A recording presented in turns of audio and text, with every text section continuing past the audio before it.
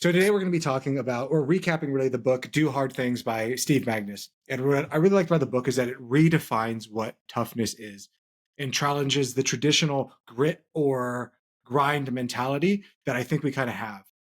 Here in America, and I'm sure in many other countries, people who are listening around the world, to suffer, to like put yourself through that fire, to grind every day, wake up 4 a.m., work 12 hours, come home, go to work in the dark, come home in the dark, never see your family, be angry, punch a cat, all of that stuff. It seems like, Yeah, maybe not the last one. Punch a wall. punch a wall. These are jokes. We're jokesters. We like jokes. Yeah. No, I get what you're saying. Continue on. Yeah, don't punch a cat. Ties in dangerously with my win of the week. Very dangerously with my win of the week. So continue on.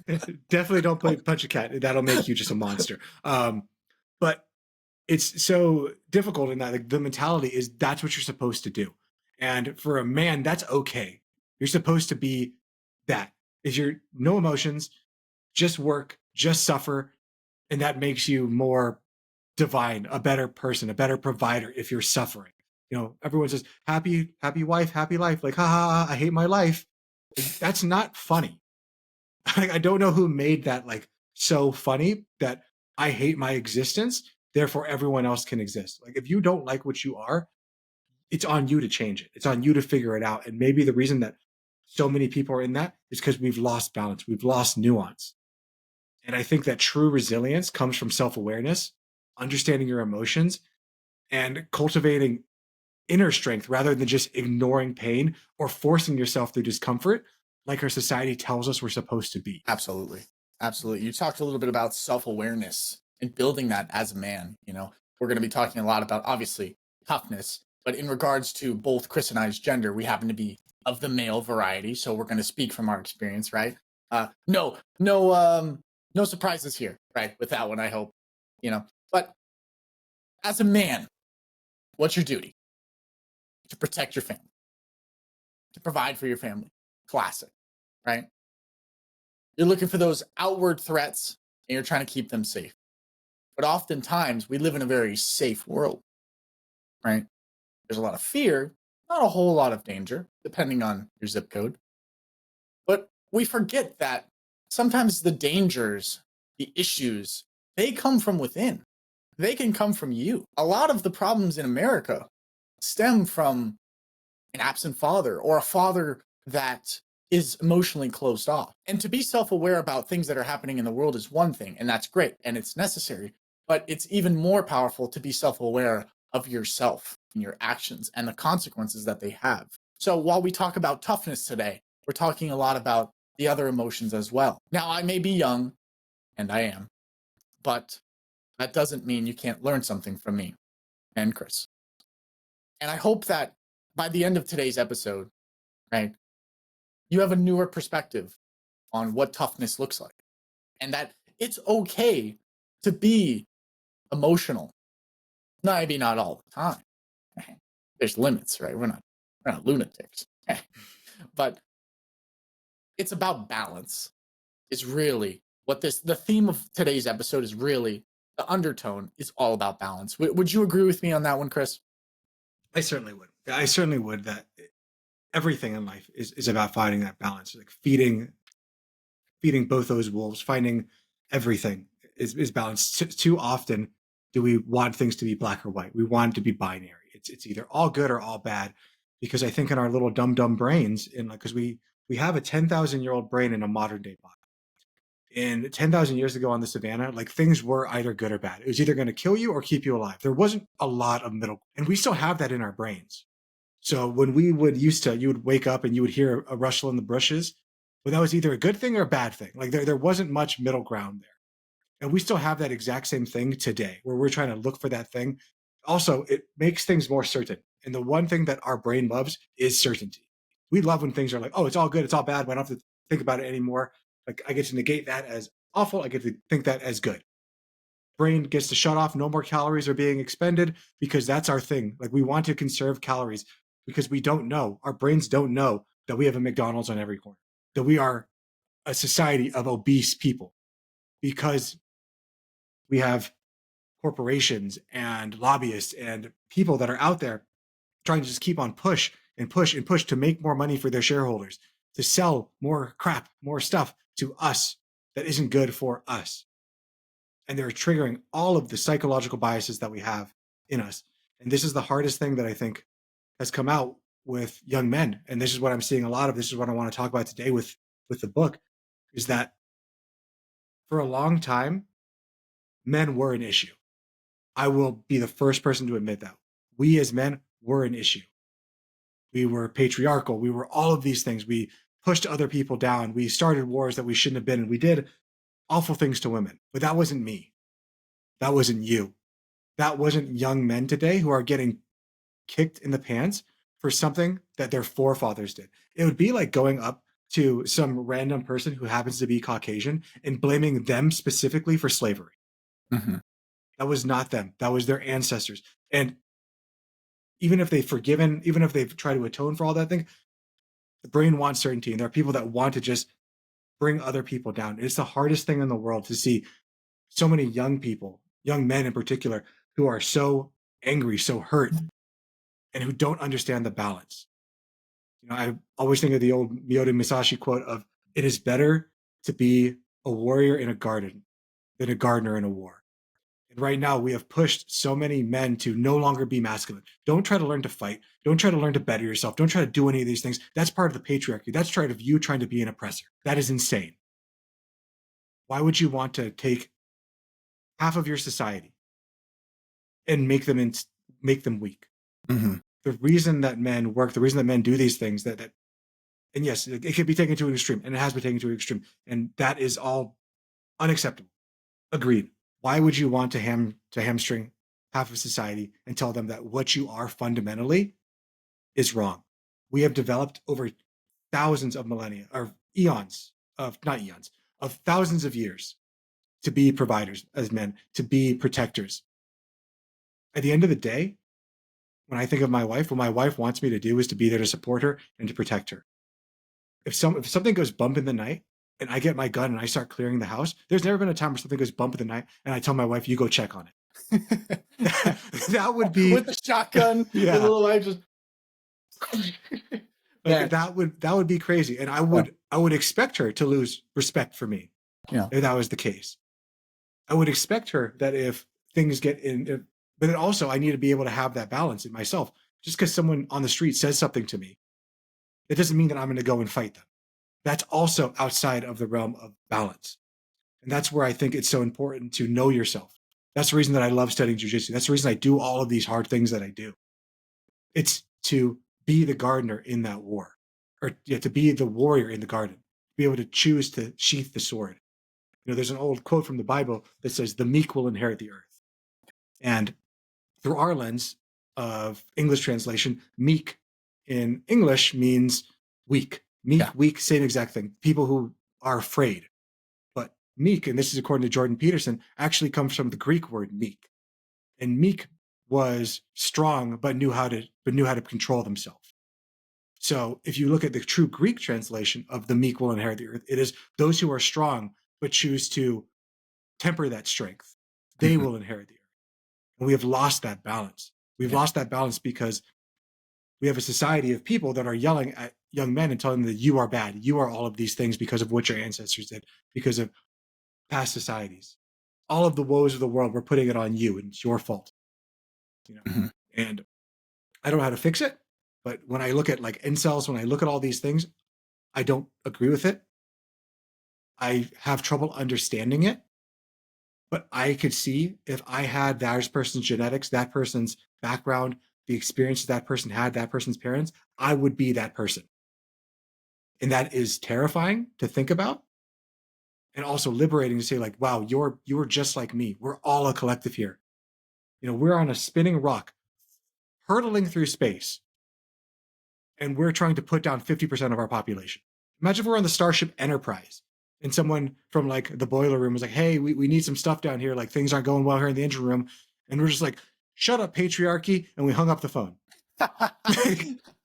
Yeah, we're about to crash. We're running out of fuel. Like, I don't know. Yeah. We're running out of fuel. You problem. Yeah. You're on the bridge. You're like, "Shut up, oppressor." And you just like hang up the phone on them. Like, that's what I feel we're doing. I don't know how to fix it because it's not an individual issue. It's not one person you can point to and blame. It's a societal issue. And the same thing when you look around at shopping or food or drug price or all these things, we might sit there and try to blame the CEO of a company or all these things, but they're just the symptom of a societal issue that we all need to collectively fix. Thoughts? God, where do I start with that one? Yeah, same. Um, Ditto. Next point. No, you're 100%. I'm right there with you with most of that. You know, we have a generation being blamed for a previous generation, but we also have the opportunity to write a new story, right? We're in such a new generation, right? There's not going to be as many coal workers as there will be in previous generations, right?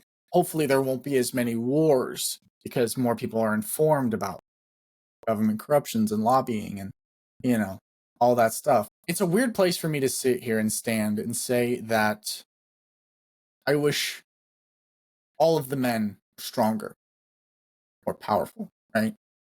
Because depending on the way you look at it and where you are in society, you can say that, oh, well, you're asking for a totalitarian society where men rule everything. It's a patriarchy and everybody, they crush everyone else, you know? But I truly believe strength through peace.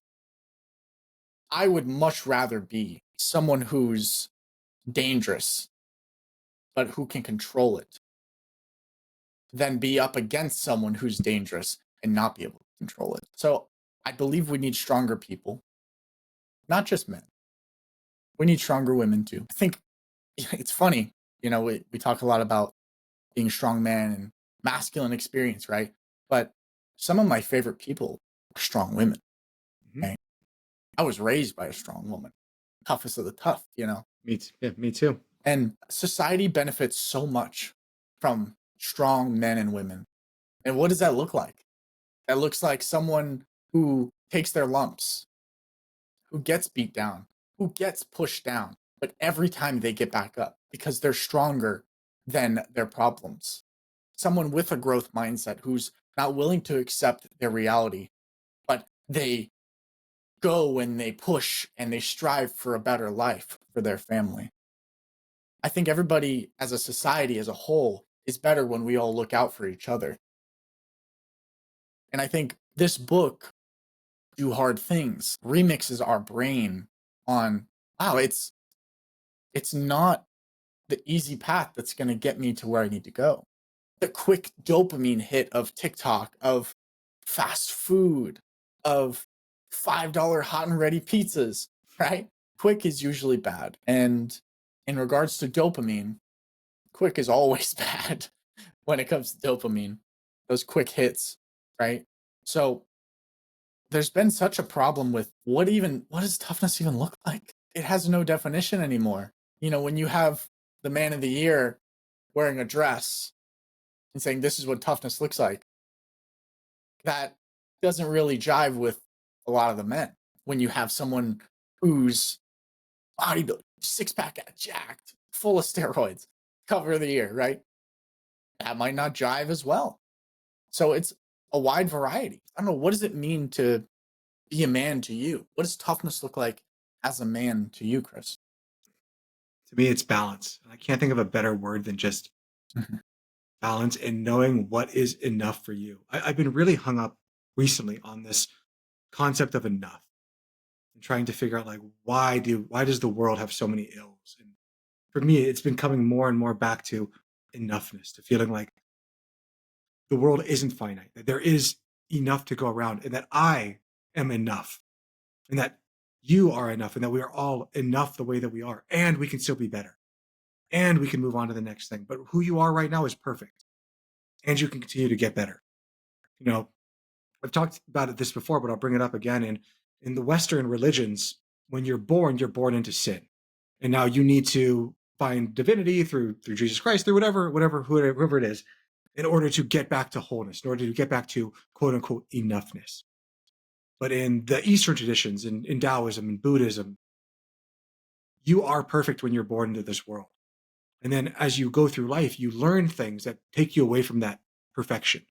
And then all of life, coming to nirvana is and growing is the learning and unlearning. All of the stuff you learned, you realize was wrong, and then you have to unlearn all of it. And then you have to unlearn what you thought was right, but was actually wrong. You have to relearn everything. And that's just kind of this virtuous cycle. But I keep on coming back to this concept of enough when it comes to what is masculinity, what is femininity, why can't we figure this out? And I think it's because people aren't comfortable with who they are.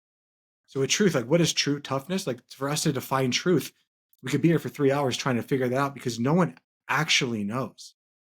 There isn't an actual thing. Everyone just says what worked for them. And what worked for you in your time, in your situation, in your circumstances might not work for me. In fact, if it did, that'd be kind of crazy because we're in different times, we're in different things. So what I really appreciate about the book is that it emphasized four pillars, key pillars of what toughness means.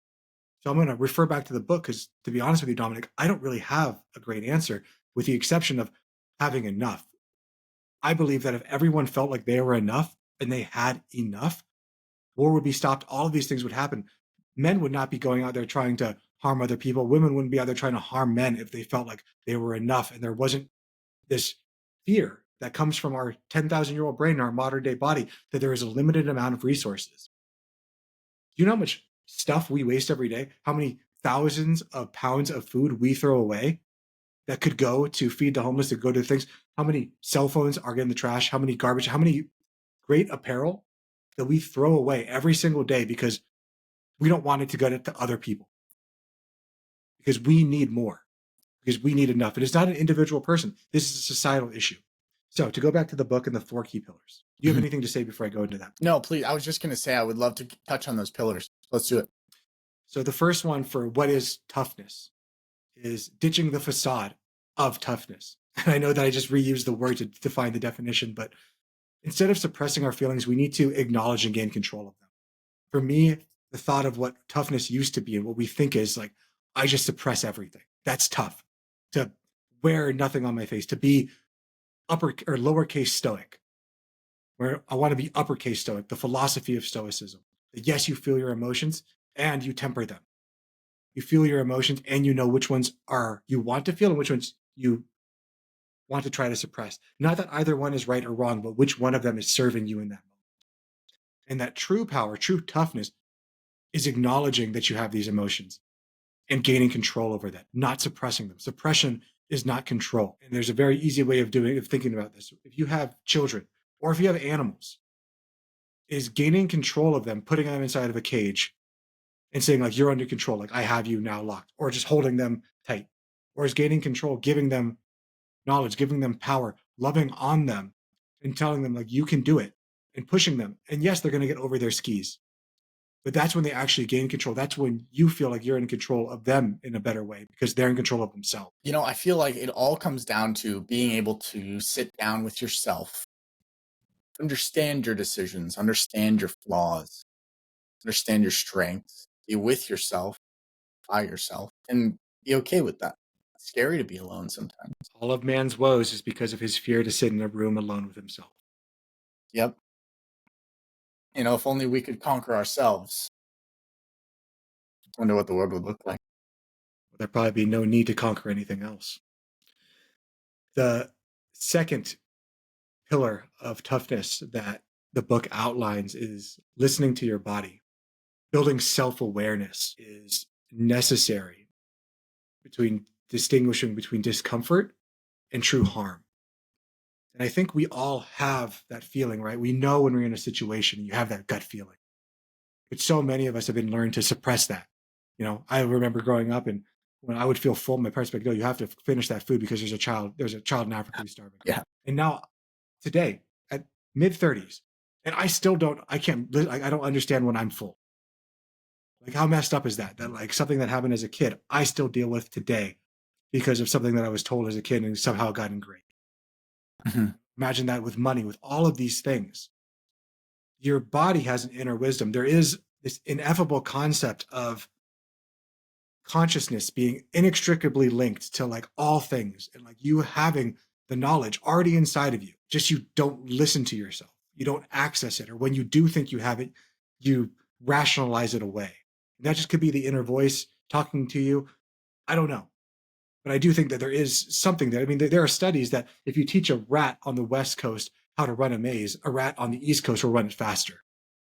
What? There is some sort of inextricable link of consciousness that I don't understand, and I don't think anyone truly does. But your body knows it. Your body keeps score. Your body knows all of this stuff, but we have suppressed our ability to listen to it. And I think that ancient societies may have been much farther along than we are today, because where we said that truth must be outside of us, truth is in numbers, truth is in science, truth is in the cosmos. Those earlier people said that truth is within us. We have to find that within us. But we negate those people because they didn't have iPhones. We think they must be dumb because they didn't have iPhones, even though they were able to make the pyramids, even though they were able to make Stonehenge, things that we today still can't do or explain. We think they must be dumb because we have better technology, because we have plastic, because we have styrofoam, because we have things that are killing us every single day that we're putting into our atmosphere. We're the smart ones. They're the dumb ones. That's crazy. Crazy is definitely one way to put it. Crazy is definitely one way to put it. So we have ditching the facade of toughness. We have listening to your body, building self-awareness. Right. Number 3. You want to hit number 3? Yeah. Responding rather than reacting. Training yourself to stay composed and to adapt under pressure. Yeah. When I think about this, I think about intention. So much of life's woes can be negated by intention.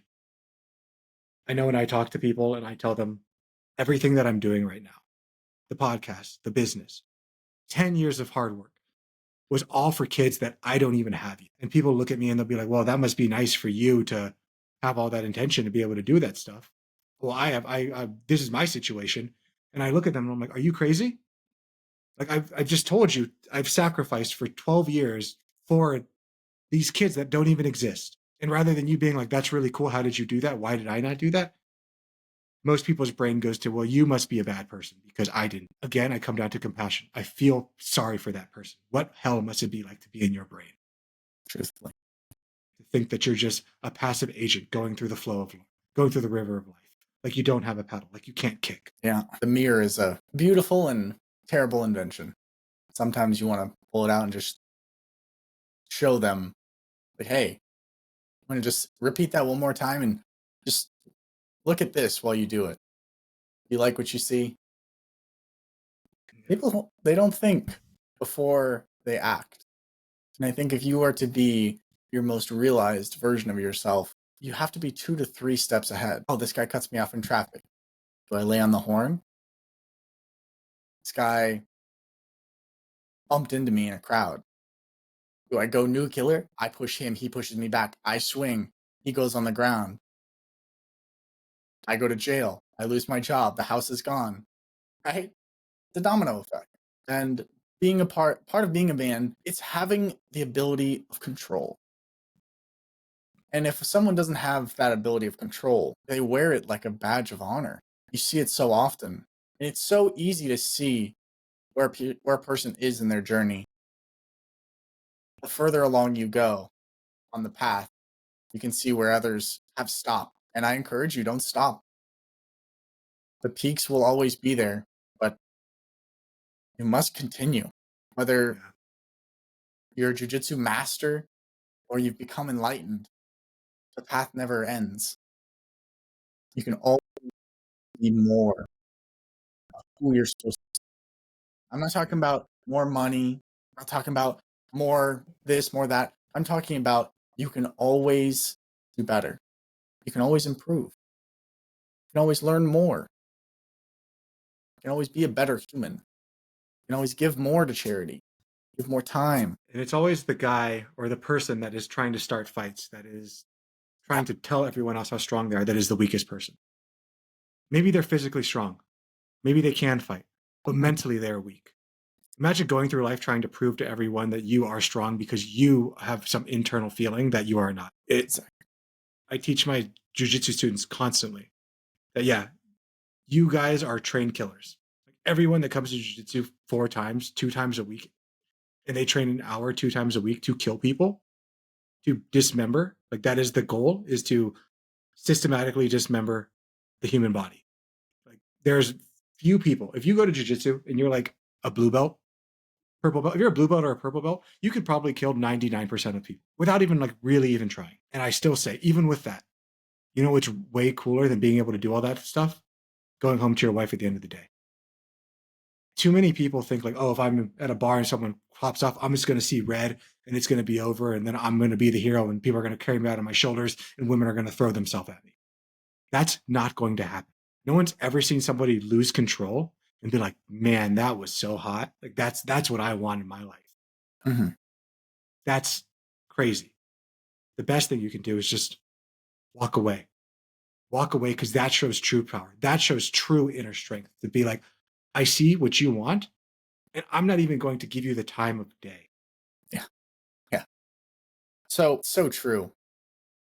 Being able to walk away. I know Chris and I have both lived through it, right? You might see us and be like, wow, you guys are so peaceful, so docile. You guys must have always been that way. And there was this quote that I loved where it said, you don't know how much pain and anger I had to go through in order to be this way. And it's such a great representation of our lives. Now, pain and anger, how do you measure it?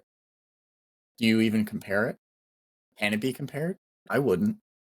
Because all of us are suffering with something and suffering in our own unique and common ways. I wish everyone would start on this journey, and I know many won't. It's such a strange place to me to walk into the world and know that some people will never improve. It doesn't make any sense. And I have to live with that. And the only thing we can do is try to be our best selves, and hopefully they will come on the path. But you can lead a horse to water, but you can't force them to drink. Yeah.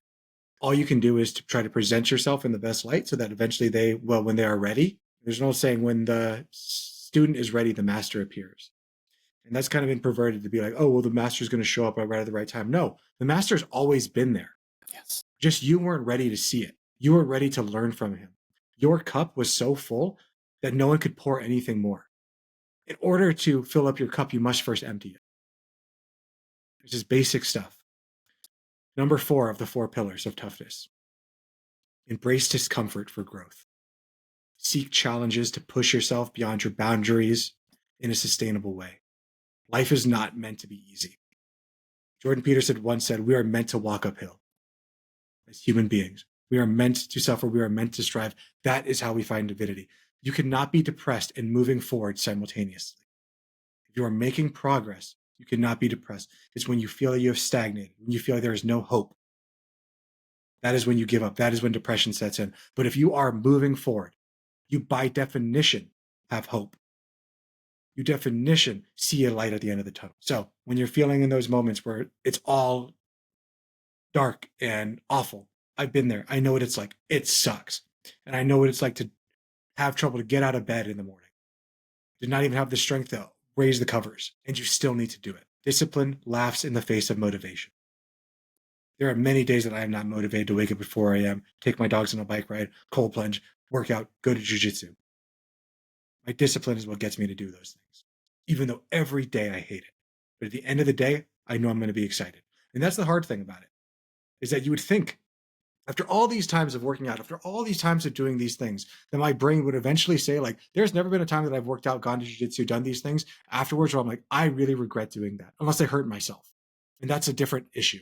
You would think that your brain would be like, hey, like there's an inextricable reward there. And it's pretty quick too, from point A of hard work to point B of feeling good about yourself.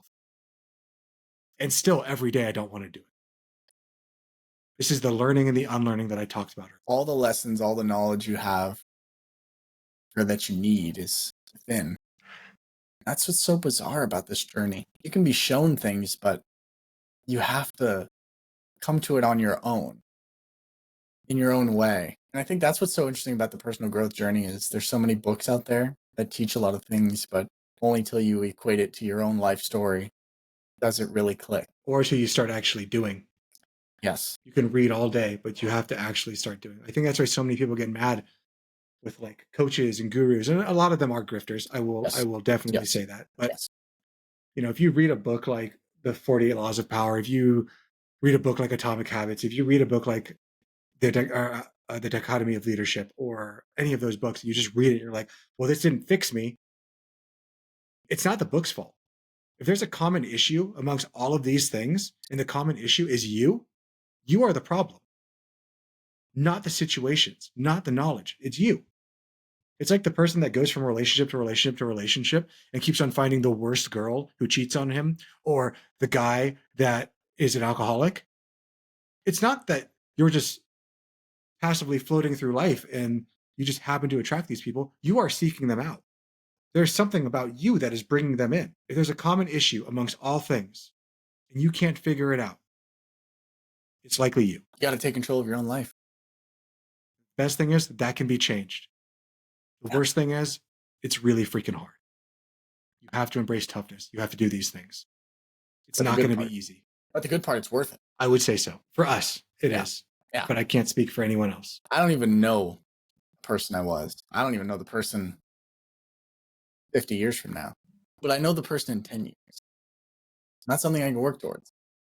And I hope there's a version of you in your own mind that you like. And you can start being more like the one who's honest, who's disciplined, who's balanced in every area. I think the scariest thing in the world is to know that it's possible to reach all of your dreams and goals and that you could fail. But if you don't try, you already did. And even if you do fail, you still succeed because you're getting better. Yes. You're reaching a higher level. With that, I would definitely recommend people pick up the book, Do Hard Things by Steve Magnus. It was one of the better books I've read. I read it in 2024, and it was one of the better books of my 2024 journey. I'm glad that I got to end the year on that, especially as it came towards, ending the new year, kind of coming into the resolution season. I don't do resolutions, but it was still good to see that and to see that toughness could be redefined by another person. Because when I think it, I'm just like, I don't know, this might just be a crazy thought in my brain. But when somebody else says it too, it just reinforces it to be like, oh, yes, it is acceptable. There is somebody that says it's acceptable. And I think that's a hang up on me. I need to be able to listen to my own things to be like, that's okay, because you feel it. But this is part of the growth. So Dominic, I say we move on to 5 Friday feedback, viewer mailbag, and see what we have from our audience members. We got a doozy here today, man. We've got an absolute doozy. So the title on this one, $356,000 in student debt. Woo. So welcome back to Friday feedback. Friday feedback, that is. A lot of F's in there, a lot of feedback in there. This is where we get a letter from the community. They write in, we give our 2 cents, maybe our advice, our actionable steps to start putting them in a better spot. So yeah, let's get right into today's letter. So $356,000 in student debt. My journey to becoming free. Whew, that is a header, no other. 15 years ago, I graduated from law school with a dream and a mountain of debt. $230,000 to be exact. The interest rate, you're wondering, crushing 7.5%. By the time I paid the last penny, the number had ballooned to $356,000. Today, I am writing to you with a mix of pride and exhausted relief because I have finally paid it off. Congratulations. Beautiful. Absolutely beautiful. Man, isn't it crazy that we allow people who are 18 years old to take out $230,000 of debt when they have zero idea what they're going to do? Dude, it makes no sense. Or if the job is going to be there. It makes no sense. Should be illegal. But unfortunately, the government's the one doing it. So yeah. But then again, to get a loan for $356,000, it's damn near impossible. Yeah, good luck. Yeah. I would like to buy a house, please, and I would like this loan. Oh no, we don't want that. Yeah. No, okay, I want to go to school and get a degree in basket weaving. Okay, yeah, for sure, definitely we could do that. The definition of predatory. The definition, truthfully. Alrighty. So when I graduated in 2010, the world was still reeling from the Great Recession. Jobs in law were scarce, but I was barely scraping by. I wasn't making enough to cover even the interest on my loans, and they began to snowball. Every month, the balance grew and grew. So did my anxiety. I can imagine so. That's rough. Back then, the more helpful income-driven repayment programs either didn't exist or weren't accessible to someone like me. I made some mistakes too, I must be honest. I should have found a way to get some kind of plan sooner, but when you're drowning, it's hard to see a life raft. It's one of the hardest things, right? When you're in that muck, when you're in it, it's so hard to get a detached view, to get that higher level. That's why when someone who's like paycheck to paycheck and they're like, I can't see a way out, I understand, because your brain legitimately can't. It only sees right in front of it. It's only surviving. Absolutely. At It's some tunnel point, visioning. in an effort to manage the burden, I made the decision that I later came with its own set of challenges. Okay, I refinanced my federal loan into private loans. At the time, it felt like the right move.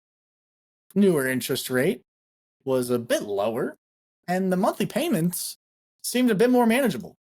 Surface level. They always get you with the candy, and then they rug pull. But I didn't fully understand what I was giving up. Things like federal protection and the possibility of income-based repayment programs that were introduced later on. Once I made the switch, there was no going back. The private loans Let's locked me. pause. Let's Yeah, go pause for for a it. Go second for it, there. yeah. So this is where I think it's very important that you seek professional guidance on things rather than asking random people. This is actually something that's very common still today. Student loans have, since 2010, done nothing but gotten worse. Yeah. And we still have federal loans, which I think I might talk about after we're done with this and talk about some of the different ways of repaying your system. But if you ask your mom, your dad, Uncle Ben, or just some random guy on the street, hey, my interest rate is this and it's a federal loan, everyone's going to be like, that's your interest rate? That's so dumb. Reconsolidate it to a private loan and lower that down. Because traditionally, that might have been the right move. And maybe it was the right move for them back when college was 6 raspberries and a nickel. Yeah. And jobs were guaranteed. And jobs were guaranteed, but things have changed substantially. So again, just please do your own research. And just because everyone's running off a cliff, that does not mean that you have to do it too. Just because everyone says, hey, at the bottom, if you jump off this ravine, down there's something, do your own research before you jump off and hope that there's something down there to catch you. Because that's unfortunately what this person did at this point. So I'm excited to hear how they were able to get out of it. The private loans locked me into a relentless schedule with no flexibility. When I couldn't make the payments, there was no grace period. There was no pause button. It was brutal. It was a sink or swim. And let me tell you, there were many times where I thought I was going under. Fast forward a few years, though, and I decided I couldn't keep living like this, and I made a choice. I was going to claw my way back out. I built my own business from scratch. There were no guarantees, just grit and the belief that things could get better. My wife and I sacrificed endlessly. We lived in a 950 square foot house with 2 children. Skipping vacations, dinners out, or anything that didn't go directly to support our basic needs and our goals. My wife's faith in me was unshakable. Thank God for her. She believed in me when I doubted myself. When the debt seemed too big to overcome, she was there. Isn't it so powerful to have a person to go on the journey with you? It's not because they're just there. It's because they're able to pick you up when you fall down. No assistance came from the government or forgiveness programs. This was all on us. Every dollar of $356,000 came from long nights, missed moments, and unrelenting focus. Today, I stand on the other side of the storm, though. I help people for a living. I employ others, and I contribute to my community. The weight of the debt is gone, and with that, the constant fear that haunted me for a decade is over. If you're reading this, struggling with your own student debt, I want you to know you're not alone. It's hard. It's unfair. The cost of education shouldn't cripple people for life. And I'll say it plainly, screw the government and the schools for charging so much and offering so little for support. Truthfully, Preach. it's criminal. It's truthfully Preach. criminal. But also, know this. It's possible to get through it. There's no magic solution, but with focus, sacrifice, determination, you can make it. So hang in there. And to anyone feeling like they're drowning under student loans, keep fighting. You're stronger than you think. 15 years of toil and sweat, finally free from student debt. How about that? Well, congratulations on getting over That's that hump. huge. That is no small feat. And that is no small price tag. Truly criminal what the system is doing in regards to student loans. You battled and you battled and you fought, and that chapter's behind you. Must be a good feeling. Greed up and down the chain of people Yep. trying to screw other people. And how I don't understand how we can have a system that has predatory towards the people that are going to, like, we're trying to be predatory towards people that are paying people's pensions, that are paying people's social security. Like, it is insane to me. And now people are complaining like, oh, well, these millennials, these Gen Z people aren't having babies. Maybe if we gave them $6,000 in a credit, then they would decide to have babies. You think that $6,000 is going to have someone have a baby? Like, that's, I've been saying the word insane this entire podcast, but that is insane. Like, I don't understand why people don't get it. You saddle someone with $300,000 in debt. You put there's a housing market, so they can't afford a house. They could barely afford rent. And now you tell them, oh yeah, go have a baby is because we need more children to pay for Social Security in the future. And you're falling behind and you're lazy. Go. I'm just going to keep kicking you down over and over and over again and blaming you for every situation because what I went through was substantially easier. But I worked hard too. And not to say that people didn't work hard in the past, but you have to recognize the differences. So true. It's so true. Nobody is living the same experience as one another. Hey, we're all living different lives. But yeah, these interest rates are crazy. Interest rates on everything are crazy. Credit cards, student loans, it's all a mess.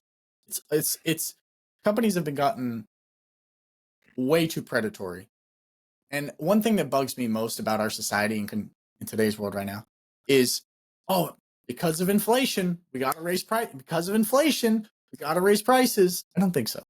I think it's just purely corporate greed, masked as inflation, most of the time. I think it's a little bit of A, a little bit of B. I don't know about all of the other things, but what I do know about student loans, the reason that it happened is this is what happens, unfortunately, when policy to help gets involved in private matters. And the policy to help often has unintended consequences. So when the government decided to step in and said that we will back any loan for higher education, doesn't matter what the price is, what's going on, we will back it. Well, every single college went, oh, you're going to back no matter what? Okay, then we'll just keep on raising the rates because we know that people are going to pay for it because they automatically have loans that are guaranteed by the government. You don't have a loan that's guaranteed by the government to go and buy a house unless you have the money to be able to pay for it because they don't want you to go upside down. But they'll give an 18-year-old, a 17-year-old who has no idea what they're going to do with their life, ask them, hey, what do you want to do with the rest of your life? Cool, here's $300,000. Go at it. This is the interest rate. These are all the things. But don't worry, once you get that degree, you're going to figure it out. People go into it with the hope and the knowledge because they've been told that that is the way things are going to work. That's going to way it work. And of course, they're too young to have the experience to know that people lie to you because they've gone through their whole life being told what to do by teachers, being told what to do by their parents, being told what to do by their instructors, or they're being told what to do by some college counselor who is legitimately trying to help these people but doesn't understand that when you put somebody $300,000, $100,000, $20,000 in debt who has no understanding of how that works and how interest rates can balloon, an interest rate at 7.5%, if you don't make payments, you defer payments for 10 years, it's double. It doubled again after 10 years. There are people with student loans that are higher than 7.5. I think the current one is 7.5. My wife's is like 7.2. Wow. And two of the worst ones and have the highest level of suicide for degrees are dentists and veterinarians. Really? The reason for that is the amount of debt that you have to go into for both of those professions and the amount of money that you get when you get out. For many people, you feel like you're drowning. You feel there is not a way to get out. And I understand that. So before we get into all of this, I first want to congratulate our writer. Congratulations on doing this. What I want to talk about today in regards to this is different ways of repaying your student loans. I am not an expert in this in any way, shape, or form, but I'm pretty damn good at it because my wife is a part of these systems. So I've done a lot of research into helping her and then helping her friends and getting out of this. So our writer is exactly right when he said that switching from federal loans to private loans was a bad decision. I'm not saying it's always a bad decision, but it is often a bad decision because once you switch to a private loan, you are locked in. It is what it is. There is no deferment. There is no pauses. There is no nothing. It is locked in. Additionally, when you do a private loan and you get married to somebody, now if you die, that loan follows them, follows the marriage. If you were married at the time that you took out the loan. With federal student loans, that loan dies with the individual that took them out, regardless if you're married, regardless of anything like that. I'm not saying that death should be the way out of this, but I'm just saying that's just one of the things. So with federal student loans, it's so confusing because there's so many different plans, and Congress is constantly trying to change the plans over and over and over again. My wife and I have been trying to keep up with this, and with the new administration coming in, it's become even more confusing. So the first thing that most people think that they have to do is called the standard repayment program. That's a fixed monthly payment for 10 years. If you're $300,000, $400,000 in debt, you can just imagine what that payment looks like. And now imagine having that payment and also trying to live a life. If you're $300,000 in debt, 10 years, your minimum payment's at least $3,600. You have to have a pretty damn good income to pay $3,600 after taxes and still afford to live. So that's the first one, standard repayment program. Okay. That's available for federal student loan borrowers. That payments are higher than other plans, but they ensure that you pay off your loan quickly. So I typically recommend that for someone who has a lower loan, maybe $20,000. And it also depends on their income. The next one is the SAVE plan. And this is the one that most people are going. And that's called Saving on a Valuable Education Plan. That's what SAVE stands for. Actually, a bunch of BS. But this is an income-driven repayment plan. So you're going to hear me say the word IDR. Whenever I say IDR, income-driven repayment. These plans are active and designed to lower your monthly payments, and they're based off of your income and your family size. So the payments actually change. And borrowers will apply for these loans through the federal student aid website. And I'm going to tell you that website is awful. And every one of the program directors that manage those loans are awful. Any government system is awful. I don't understand how we can't figure this out. Yet Amazon could take my payments every single time. There's never been an issue. Yet the federal government can't figure their head from a hole in the ground. I don't get it. Yeah. So, do you have any questions before I move on to different plans on the IBR plans? No Okay. no questions at all. I mean, this is what a chaotic system we have in America. What a chaotic system. Absolutely. It's awful, and it's about to get worse. But from me telling you what's coming down the pipe. Please continue. So there's the SAVE plan. That's one plan. There are other plans that have options like income-based repayment, which is IBR, not IDR. Okay. There are pay as you earn, which is payee, so pay with an E. Then there's revised pay as you earn, which is the repay program. And then there's a pay program without an E on the end. So there's 5 different programs within just the income-driven repayment program. This is why people are so confused. And the federal government is constantly changing how the rules get paid. So I'm just going to give you a brief overview. The favorite plan of mine is the revised pay-as-you-earn plan. So payee. The reason I like this one is that monthly payments are based on 10% of discretionary income, but are never to exceed what you paid in the 10-year standard plan. So you cannot pay more than you pay in the standard plan with this one. Another reason I like this is you can do direct loans for financial hardships. You can stop the payments for financial hardship. Additionally, if you lose your job, you don't have money coming in, you can recertify immediately and stop making payments. And that still goes towards forgiveness, which is the best part about the pay program. Balances that you do not pay off get forgiven after 20 years. So with that being said, say you have $300,000 and you've been working, you've been paying 40 quarters. So not 40 quarters, more than that. You're paying every single month. And at the end of your loan, you've paid $100,000 to your $300,000 loan. But that loan is also ballooned to $300,000. At the end of the 20 years, that loan is to be forgiven, $300,000. So that's why it's one of the best plans. But people don't know that. So they think I have to pay off this whole loan when they don't have the knowledge that after 20 years, it'll be forgiven. Now, when that gets forgiven, at this time, it's called the tax bomb, which means that that amount of money that's forgiven will be added to your taxes in that year. So you have to pay taxes on that, but paying taxes on $300,000 is much better than paying $300,000. And my thought process. Yeah. Go ahead. But that I mean, say I have $300,000 left in student loans by the end. I mean, So they count the 300,000 as kind of It's income. income. So I could be Yep. hit with, like, depending on the state, like a 50% tax on that. 50 is no, it wouldn't be Too high? 50. It would Okay. be way too high. Okay. That doesn't because it's federal, really. Okay. Oh, that's right, because it's federal. It's not state. Okay. It would I mean, probably like, be if I'm somewhere in, like 20 something percent, like depending on your income, obviously. okay. 20 to 30% would be the highest. I think it's 34 right now, Okay. which would still suck, but it's either like, hey, you can pay $70,000 this way or $300,000 this way. Truthfully. I'm going to take the $70,000 every day. Yeah. That's going to be the only way. Yeah. Okay. Cool. I just wanted to clear that up for me. So that's the payee program. Then there's the revised pay as you earn, which is very similar to that, but then that one can either be 20 years forgiveness for undergrad loans or 25 years for graduate school loans. So that one has more variation in there.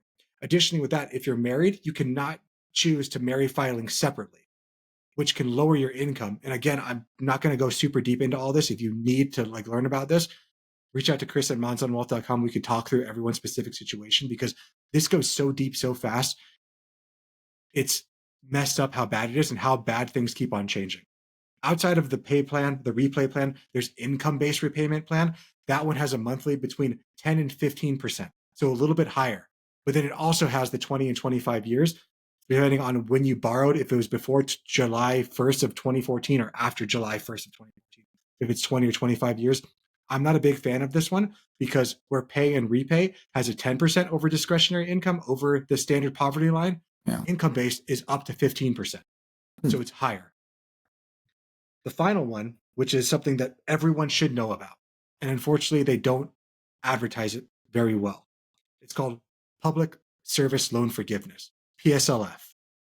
What this means is if borrowers choose to go under PSLF and they work in a qualified public service, so it means they're working for the government for the public good, and there is places online through the federal government that you can go and see what qualifies, and you make payments for 120 quarters, which is 10 years, or 120 payments, so 120 months, which is 10 years, and you work inside of one of these government jobs, and you're making the minimum payments, after the 10 years, they forgive the loan entirely, no tax bomb, no nothing.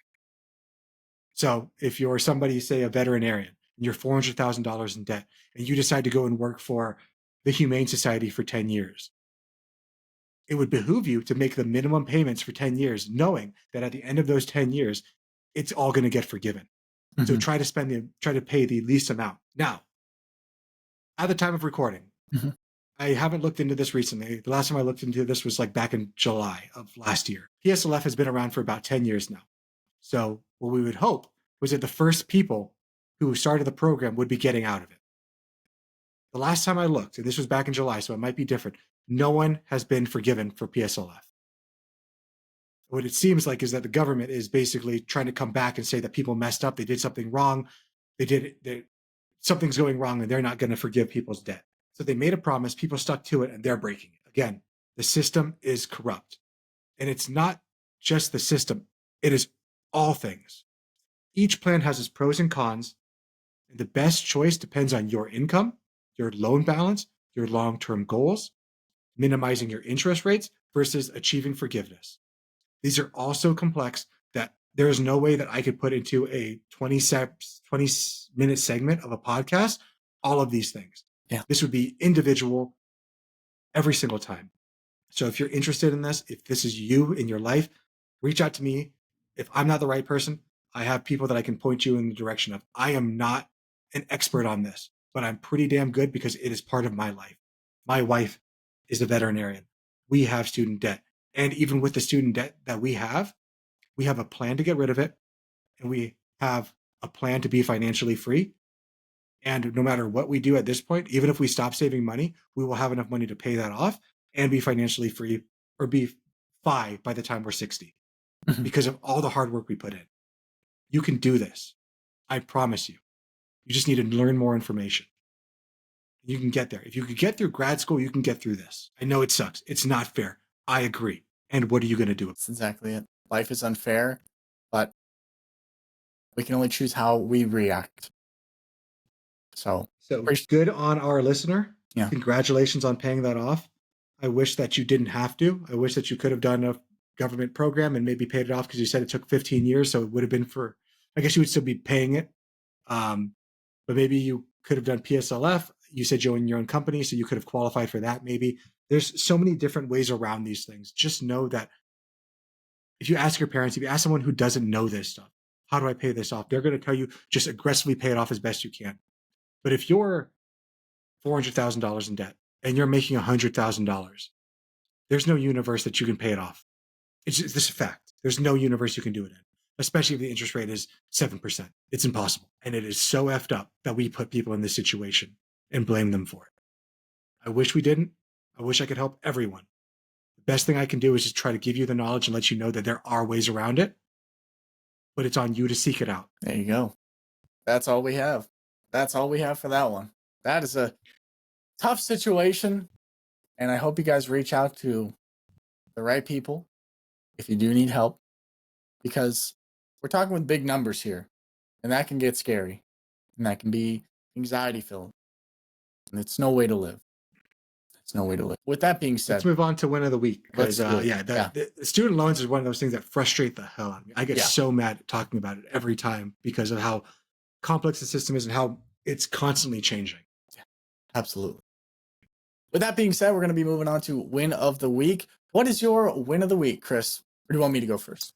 No, I'll go first. Okay. So, as some of you guys may know, if you listen to the podcast, me and my wife are going on a huge trip, just in a few months, actually, to Africa.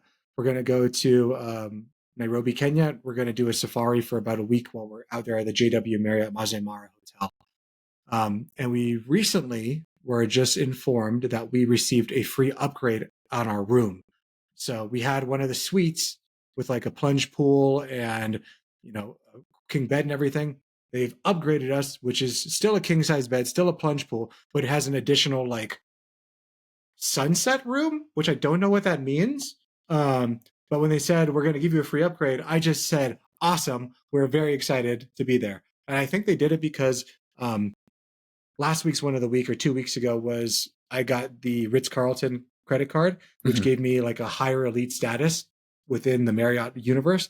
So when I called to update them with the card, a few days later, they gave us the upgrade. So my guess is when they got the card information, they're like, oh, he's a higher level member, which I'm really not. I mean, I just have a credit card that I happen to qualify for, which is pretty cool. So that's awesome. Yeah, I'm very excited. Congratulations. What a cool room. That's a pretty good upgrade. That's a really good upgrade.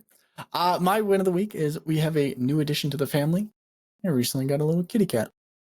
I don't have a name for him yet, so TBD on the name, but she has been very good, very kind, and very sweet, and a little bit of a picky eater. Doesn't like the dry food. Likes the wet food, of course, not the dry food, but she is very cute. She's very kind, and need to go check on her and make sure she's not destroying the house. So I look forward to meeting her, and I know what it's like to have a kitten. It is they're a lot easier than puppies, so that's good. That's good to know. It's good to know. But yeah, guys, go for it, please. All right. So with that, thank you so much for joining us here on Five Friday Feedback. Dominic, I would like you to close this out. All right, I'll close this out. If you did enjoy today's episode and you're listening on one of the many podcast platforms, feel free to give us a like, a follow, a 5-star rating.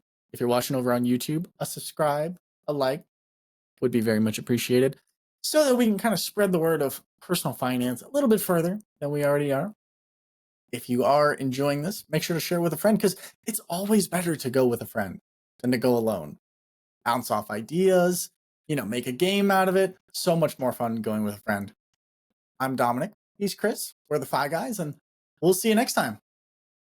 Peace. Later. This video podcast is sponsored by Monzon Wealth.